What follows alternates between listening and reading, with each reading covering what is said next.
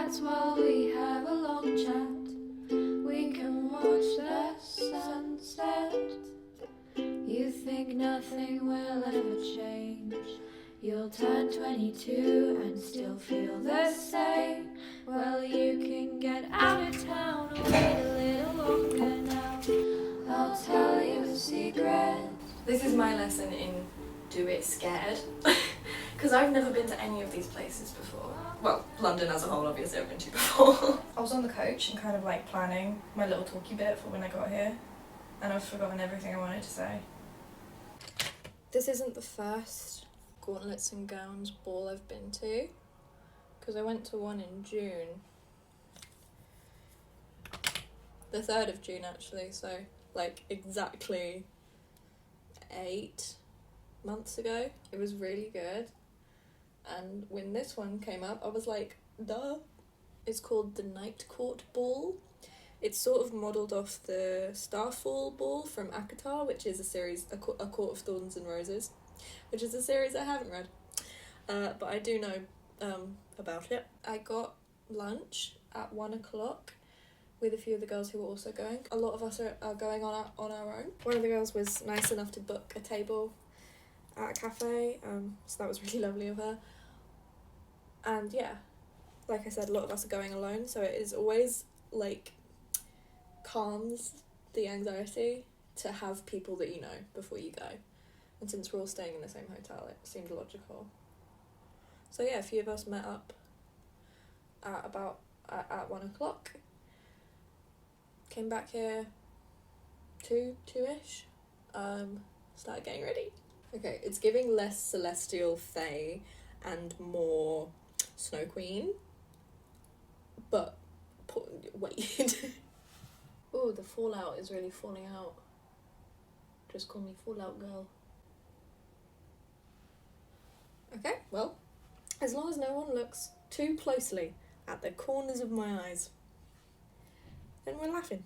I can't actually find my mascara. So that's something.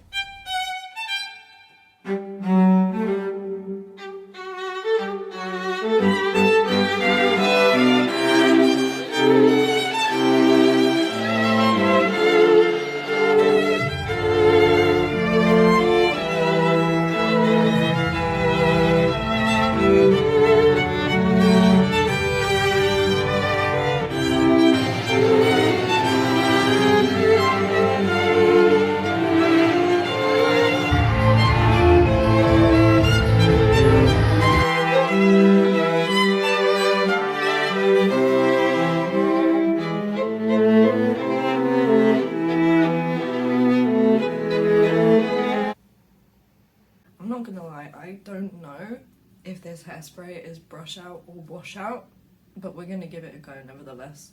It's about 8:30. I have to be checked out by 12, but me and a couple of the other girls are going to Wetherspoons for breakfast. But I don't know when. I'm just sort of waiting for somebody to text me. So until then I'm here. I do have to get this room cleaned up though, and I'm so sorry to the cleaners for the amount of sparkles on the floor. I'm so... Last night was the Instagram account. Last night was a movie. I think I like this little life. But like, yeah, thank you so much to Abby, Gauntlets and Gowns, for organising another event. Thank you to all the people I met yesterday. Thank you to the professional dancer I danced with that was literally hired to be charismatic and teach us to dance, but I'm still going to be thinking about for at least the next month. I've been up for about an hour because I set my alarm to go off at 8:30, and then I just kept waking up, and I had that fear that I've missed my alarm or it hasn't gone off, and I kept dreaming that it was like 11:40. So my adrenaline is actually going right now because I just left over from waking up. Having to do anything like timed is stressful.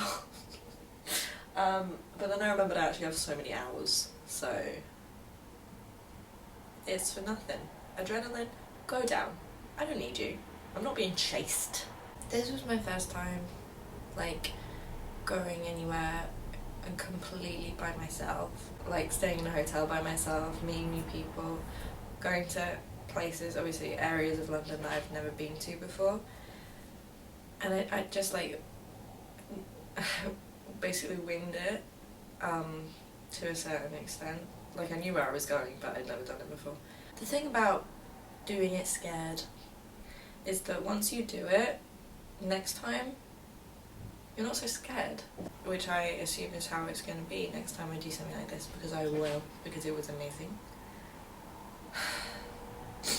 Yeah, that's the value in doing it scared. That's the value in doing things scared, because once you've done it, I just said that. The event ended at midnight, and then I got back here and I didn't go to sleep until about 2:15 because my phone wouldn't charge. So I was like, I cannot go to sleep with my phone dead, because like my alarm's on there, like contacting people is on there, basically everything's on my phone, you know how it is. I was like, I can't go to sleep until I charge my phone, and then I finally got it to work somehow, so crisis averted. When I was like 12, I started to be so dramatically terrified of aging. Like I think a lot of us are. I feel like 11 or 12 is the sort of time when the state of the world starts to hit you. Years start to feel shorter. You're like, oh, time's moving. How interesting. Whereas like when you're a child, you're like, this is forever. Like logically, you know it's not, but you're like, time is long. A year is so long. Oh buddy.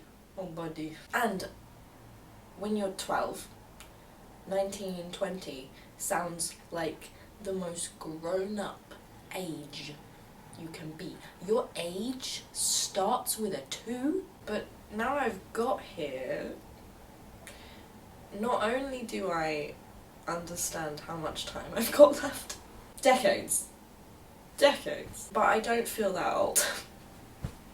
All of you who are also 19, 20 and older know what I mean.